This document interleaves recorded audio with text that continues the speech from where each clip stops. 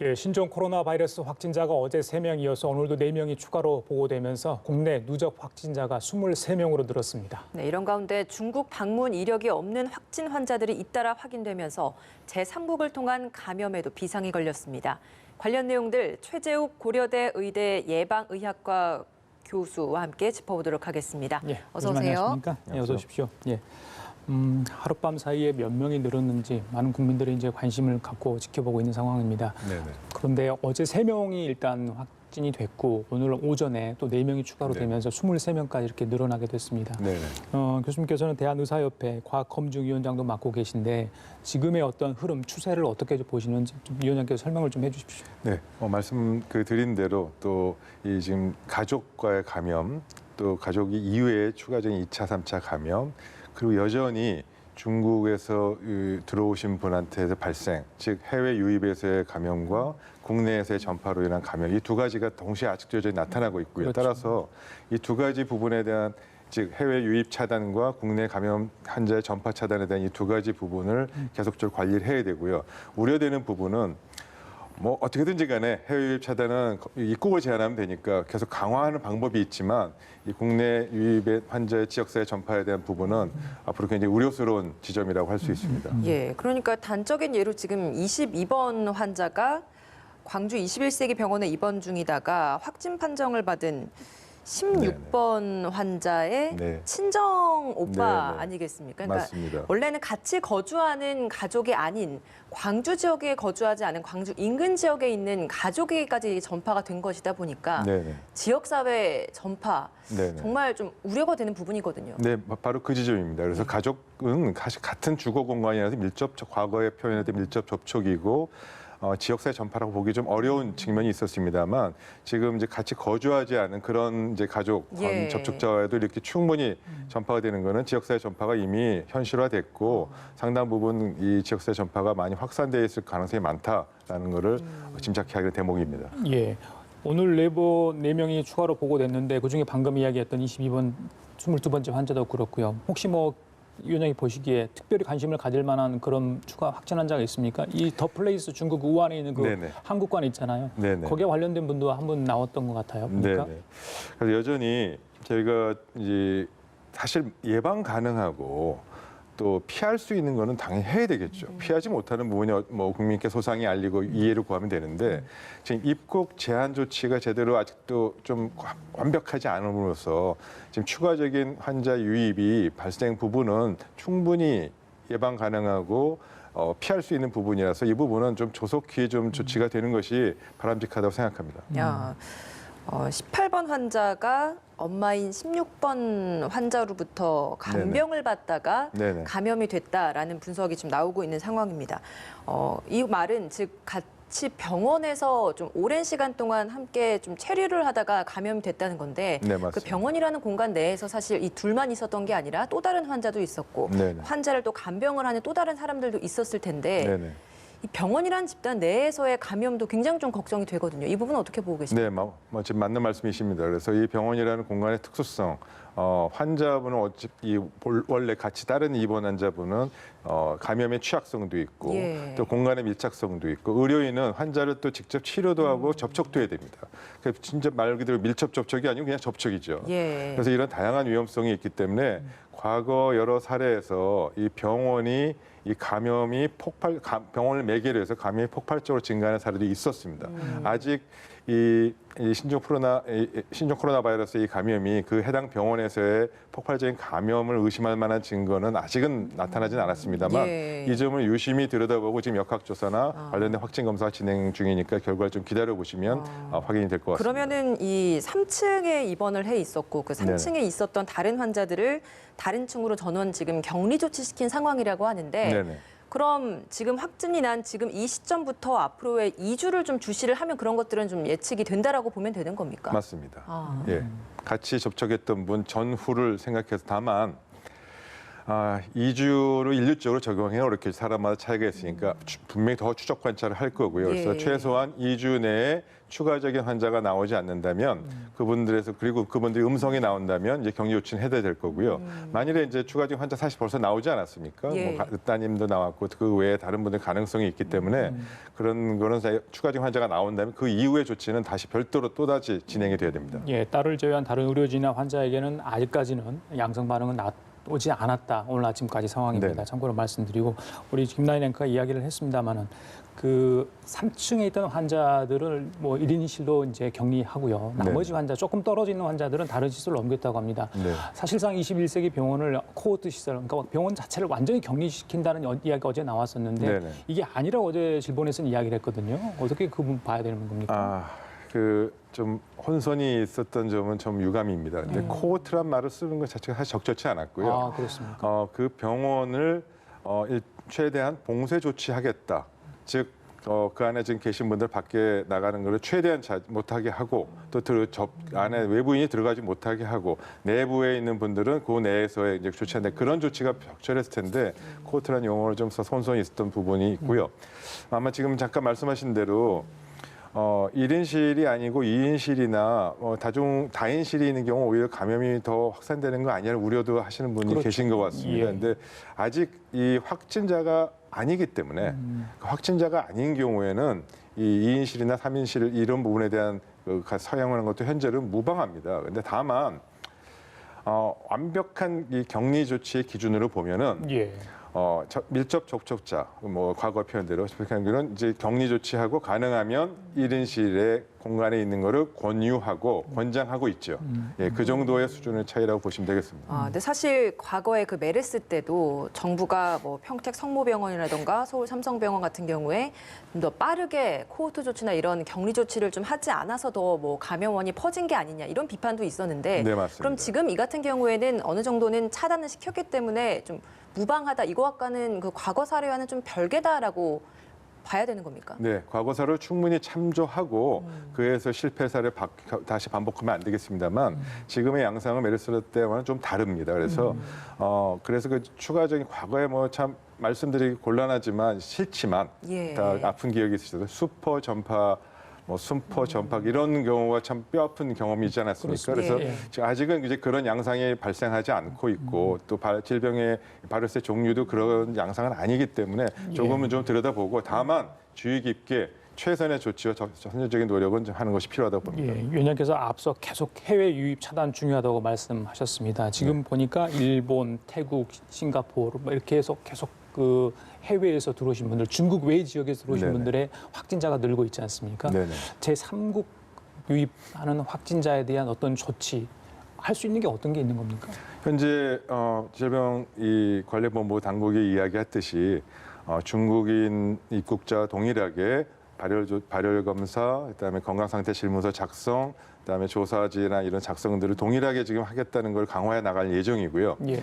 또 그런 걸 통해서 검사 만일에 입국하신 분이 증상이 없으면 다행인데 증상이 예, 있는 예. 경우에 필요하다면 의사가 재량껏 판단해서 다시 재량껏의 단서가 있습니다만 여러 가지 검사를 해서 원인을 알 수 없는 폐렴이나 이런 경우에는 코로나 바이러스 확진 검사를 할 수 있도록 좀 열어놨습니다. 예. 사실 이런 부분이 좀 과거와는 달라진 조치인데 이 부분이 여전히 좀 부족한 부분이 굉장히 많다고 봅니다. 예. 중국의 경우와 많이 다르고요. 빠져 있는 부분이 많이 좀 있습니다. 이번에도 그랬잖아요. 그러니까 일단 뭐 진단 설문서에 중국을 다녀왔습니까? 쓸 거고요. 그다음 병원 가서도 당신 중국 다녀온 적이 있습니까? 없다. 이렇게 하면 이건 상관이 없는 거구나. 이렇게 이제 의료진이 간과할 수 있는 상황이 벌어지는 게 문제 아니겠습니까? 예, 물론 그렇습니다. 그렇지만 지금 지금 출입국 관리소하고 이 질병관리본부 당국이 지금 연계해서 출입국 기록 사실을 어디 지역이 국적이 출입국 기록 사실을 환자분을 진료할 때 저희 의사들은 앞에 여기 전산으로 뜨게 됩니다. 환자에 관련된 정보가 그 정보에 그런 사실이 표시될 수 있도록 예. 지금 조치가 돼 있어서 최소한의 그건 확인이 됩니다. 한두 달 사이에 자기가 해외 여행을 했던 곳은 다 방문지를 다 기록을 해야 되겠네요. 다만 지금 말씀하신 점인데요. 예. 중국에 가서 이동을 하실 거 아닙니까? 그 그러니까. 경유지는 확인이 안 됩니다. 그래서 그 부분은 환자와 국민들의 자발적인 신고와 협조가 반드시 필요하고 그러한 부분을 꼭 소상히 알려서 요청을 드려야 될 것 같습니다. 예. 사실 또 걱정되는 것 중에 하나가 무증상 감염 가능성 이 부분 아니겠습니까? 네네. 근데 우리 정부도 내일부터는 국내 접촉자 범위를 확진자의 증상이 발현되기 하루 전부터로 해서 이제 동선을 파악해서 접촉자를 좀 분류를 하겠다라는 입장인 것 같습니다. 그럼 네네. 이 말은 우리 정부도 무증상 감염에 대해서 일정 부분 좀 인정을 한 것이다라고 또 해석을 해야 되는 겁니까? 네, 뭐 당연한 말씀이십니다. 인정했고요. 매우 안타까우고 유감스러운 일입니다. 지금 이 바로 그러한 시점, 무증상 감염의 존재 확인을 인정하고 최소한의 증상 발현 이전에 24시간 이전에 접촉해도 모든 경우까지 확대해서 이 검사를 해야 된다는 것은 이미 세계보건기구에서도 일주일 전에 전 세계적으로 공표한 바가 있고요. 그리고 그 지침을 발표한 바 있고 예. 의료 전문가와 대한의사협회도 동시에 같은 날짜에 일주일 전에 그런 조치들을 빨리 적용해야 된다고 했음에도 불구하고 내일에야 그 조치들을 구체적 기준을 발표하겠다는 거는 너무 늦은 거고요. 감염병 확산과 전파와 이런 긴급한 상황에서는 매일매일이라도 기준을 바꿔야 됩니다. 근데 너무 늦지 않는가, 지연이 이런 거는 굉장히 우려스럽습니다. 이게 하루가 더 늘어나게 되면서 자연스럽게 접촉자 수도 굉장히 좀 많이 늘어날 것 같거든요. 그러면 맞습니다. 우리 그 역학조사관이나 뭐 이런 인력은 충분한 상황인 겁니까? 부족합니다. 과거 메르스 사태에 비해서 역학조사관이 전문 조사관이 거의 2배 정도 인력이 늘긴 했습니다만 예. 여전히 전체 인구 대비 혹은 이런 이제 상황에 대비해서 필요한 그런 인원은 아직도 굉장히 많이 부족한 상황입니다. 교수님, 위원장님, 그 사스와 메르스를 대응하는 방식들 과거에 쭉 지켜보셨잖아요. 네네. 이번에 신종 코로나 바이러스 하는 상황하고 비교했을 때 지금 보름 이상이 좀 지났는데 어떻게 보십니까? 우리 정부가 이 부분만큼 빨리 좀 서둘러야 한다, 미흡하다 하는 부분이 있는지요? 네, 두 가지가 있습니다. 지금 사실 일선 현장에서 열심히 일하고 계신 방역 당국의 어떤 이래라 저래라 이렇게 하는 건 참 죄송스럽기도 한데 예. 그럼에도 불구하고 한 가지 꼭 드리고 싶은 말씀은 예. 지금 시점이 굉장히 중요하기 때문입니다. 지금 시점에 더 막지 못하면 굉장히 지역세 확산이 되기 때문에 이 점 꼭 지적하시는데 아까 제가 말씀드린 관리 기준, 뭐 무증상 환자의 기준과 같은 걸 대응하는 대응 절차가 혹은 이 접촉자 확인하는 이 절차와 그 기간이 너무 많이 오래 걸리고 소위 말하면 뭐 비판을 하자면 늑장 대처 또 이 부분에 대해서 지연이 유연하지 못한 대처라는 부분이 있습니다. 그래서 이 부분은 현행까지의 이 감염병 관리 체계의 시스템과 프로세스를 좀 완전히 체제를 바꿔서 정확성에 과거에는 정확성에 초점을 뒀다면 이제부터는 신속성에 초점을 두고 이 체계를 조사 체계를 다 변경하는 것이 바람직하다고 보고요. 두 번째로 꼭 지적하고 싶은 점은 메르스 사태와 다른 점은 메르스 때는 입국 환자 통제가 가능했습니다. 그런데 이번은 입국 환자 통제라는 또 다른 변수가 있기 때문에 지금 지역사회의 감염과 이 국내 환자 관리 이후에 또 다른 과제가 생긴 겁니다. 그래서 이 부분에 대해서 즉 입국 환자, 추가 유입 환자의 관리 부분에 대해서 별도의 더 상향된 조치가 반드시 있기를 바랍니다. 예. 참 이렇다 보니까 정말 요즘에 일반 사람들이 밖으로 나가서 식당을 가거나 영화관을 가거나 뭔가 사람들이 많은 장소에 가는 걸 굉장히 꺼리게 됩니다. 특히나 확진자가 다녀갔다라고 한 그곳은 더 꺼리게 되는 상황인 것 같은데 네네. 물론 충분히 이 확진자가 다녀간 곳에 대해서는 충분히 방역 소독을 하지 않습니까? 네네. 방역 소독을 함에도 좀 꺼리는 게 사실이거든요. 네네. 이제 시청자분들의 좀 도움을 위해서 네네. 정말 다녀와도 상관이 없는 것인지 이 부분 좀 설명 좀 해주시죠. 네. 이 오염 지역 혹은 오염 우려 지역으로 예를 들어 환자 동선에 공개된 곳은 이 적법하게 규정에 의해서 방역과 소독이 이루어지면 방역과 소독이 이루어진 즉시 사실 사용 가능합니다. 왜 그러냐면 적절한 이 방역과 소독이면 이 인간 코로나 바이러스와 또 그 이외의 바이러스나 세균도 거의 99.9% 사멸합니다. 다만 그 완벽을 기한다 하더라도 좀 구석에 좀 남아있는 데도 있을 수 있고 추가적인 그름을 고려해서 24시간에서 48시간 후에는 사용이 해도 좋겠다는 게 지금 현재 의사협회와 방역협회 전문가단체의 지금 권고고요. 그래서 지금 이거를 24시간까지 할 건지 48시간까지 할 건지에 고려해서 오늘 중으로 이 부분에 대한 권고안을 대국민 권고안을 발표할 예정입니다. 예, 알겠습니다. 자, 그리고 그래서 이걸 반가운 소식이라고 해야 될 것 같아요. 뭐 네.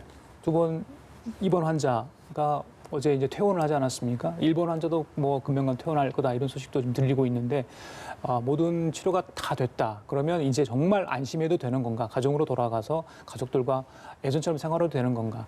혹시나 합병증은 없는 건가? 과거의 사례 감염병에서는 어땠는가? 많은 점이 궁금합니다. 네, 그 점에 대해서 충분히 의료진이 공감하고 있고 혹시라도 지금 있을 추가적인 질병이나 합병증이나 이런 거의 가능성을 면밀히 관찰하고 있고 그렇기 때문에 사실 퇴원도 좀 늦어진 겁니다. 과거의 메르스 사태 때 기준으로 보면 예. 증상이 없어지고 임상 상태가 정상으로 돌아오고 특히 이 바이러스 검사에서 2번 이상 확진 검사에서 음성이 나온다면 퇴원을 했었습니다. 그런데 그렇죠. 이번은 혹시라도 그게 모르기 때문에 그 이후에 지금 한 이틀 동안 관찰을 했고요. 집에 돌아가시더라도 추가적인 여러 가지 증상이 있다면 계속적으로 관찰할 수 있도록 하는 시스템을 갖추고 있다고 들었습니다. 그러면 퇴원을 하고 나서도 계속해서 좀 추적 관찰이나 관리를 하게 되는 거네요. 네, 무슨 상황이 생길지 모르니까 최대한 끝까지 보호해드려야죠. 알겠습니다. 사실 가장 중요한 건 좀 백신이 개발이 되는 부분인 것 같아요. 근데 백신이 지금 없는 게 현실이잖아요. 네, 맞습니다. 지금 우리나라에서 감염자로부터 바이러스를 분리해내는 데는 성공을 했다라고 하는데 이 정도면 어떤 단계인 겁니까? 이제 시작하는 단계입니다.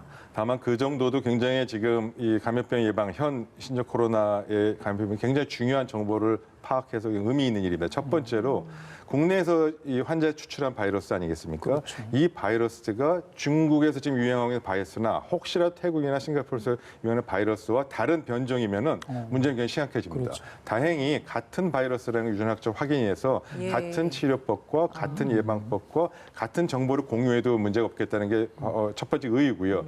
지금 말씀하신 대로 이걸 통해서 치료제나 백신을 개발하는 건 그 다음 순서인데 아시다시피 이 새로운 약이나 백신을 개발하는 거는 정말 모든 전력을 동원해서도 6개월, 1년이 걸리는 거는 거의 불가능할 정도고요. 예. 심지어 메르스 사태 이후에서 메르스 바이러스에 대한 백신도 아직 개발 안 했습니다. 여러 가지 가능성이 있고 약이란 거는 치료 효과도 있을 수 있으냐만 만에 하나 있을 부작용과 만에 하나 있을 여러 가지 상황을 고려해서 안전하게 만드는 것이 필요합니다. 그렇죠. 근데 좀 궁금한 게 사실 메르스도 그렇고 사스도 그렇고 코로나 바이러스였잖아요. 근데 이것도 신종 코로나 바이러스인데 어쨌든 코로나 바이러스의 일종인데 맞습니다. 그럼 그 코로나 바이러스와 관련된 백신 개발 이런 건 또 다른 부분입니까? 그렇게 되면 참 좋겠죠. 네. 아시다시피 지금 독감 바이러스면 이제 다 독감인데 예. 왜 매번 할 때마다 이 백신이 달라야 되고 하느냐. 유전자의 정보는 100%라고 치면 그 안에 0.01%의 변이만 있어도 몸 안의 면역체가 이걸 방어하지 못하고요. 예. 찾아내지도 못하고 백신이 예. 효과가 없어집니다. 그래요. 아까 전에 위원장께서 지금이 중요하다고 이렇게 말씀하셨습니다. 왜 이 말씀을 했는지가 궁금하고 이게 우한이 봉쇄된 게 지난달 23일이거든요. 그래서 2주가 지나는 시점이 오늘 정도 되는 것 같아요. 그것 때문에 그러는지 아니면 다른 이유가 있는 겁니까? 다른 이유가 있습니다.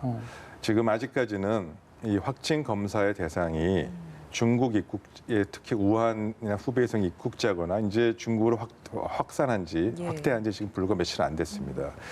다시 한번 말씀드리면 중국으로 들어온 입국자와 관련된 환자들에 대한 검사를 했지 국내 환자들에 대해서 감기가 있거나 코로나 감염이 의심됐을 경우는 현재 확진 검사 대상이 아니고 실시할 수가 없습니다. 그 상황을 모릅니다. 그래서 지금 말씀드린 대로 지역사회 감염이 굉장히 우려되는 상황이기 때문에 지역사회 감염이 얼마나 전파되고 얼마나 확산되는지에 대한 부분은 아직 모르는 상황에서 지금 시점이 굉장히 중요하다. 그래서 그 부분을 막기 위해서는 지금까지의 검역과 감염관리 방식과는 지역사회 감염을 모르는 상황에서는 다시 특단의 조치가 별도의 조치가 나와야 됩니다. 그 점을 준비해야 되는 시점에서 현재까지의 감염관리 이 시스템을 다시 한번 들여다보고 재편할 거 있으면 재편하고 개선할 수 있으면 개선하고 이런 노력들이 꼭 있어야 되는 이 시점이라고 보입니다. 예. 중국에서 생후 30시간 된 신생아가 코로나 바이러스 감염됐다라는 소식이 들려왔습니다. 이 말은 산모가 이 뱃속에 있을 때부터 의심 환자였다라고 하는데 그럼 엄마로부터 이게 감염이 돼서 출생을 했다 이렇게 봐야 되는 겁니까? 그 점은 말씀드리기 어려운 상황이고요. 여러 가지 경우가 있고 아, 불확실성이 너무 커서 예. 그렇습니까? 수직 감염이 아닐 수도 있는 겁니까? 그럼요. 뭐 여러 가지 가능성이 있어서 그 점에 대해서 논하기는 좀 어려울 것 같고요. 이제 첫 번째 하나의 사례가 나온 거기 때문에 그 사례를 갖고 일반화해서 감염 관리나 예방 관리 대책에 활용하거나 그런 부분은 논하기는 오히려 적절치 않다고 봅니다. 예, 알겠습니다. 자, 대한의사협회 과학검증위원회 위원장이 시도한 최재욱 고려대 의대 예방의학교실 교수와 함께 얘기 나눠봤습니다. 자, 오늘 말씀 감사합니다. 고맙습니다.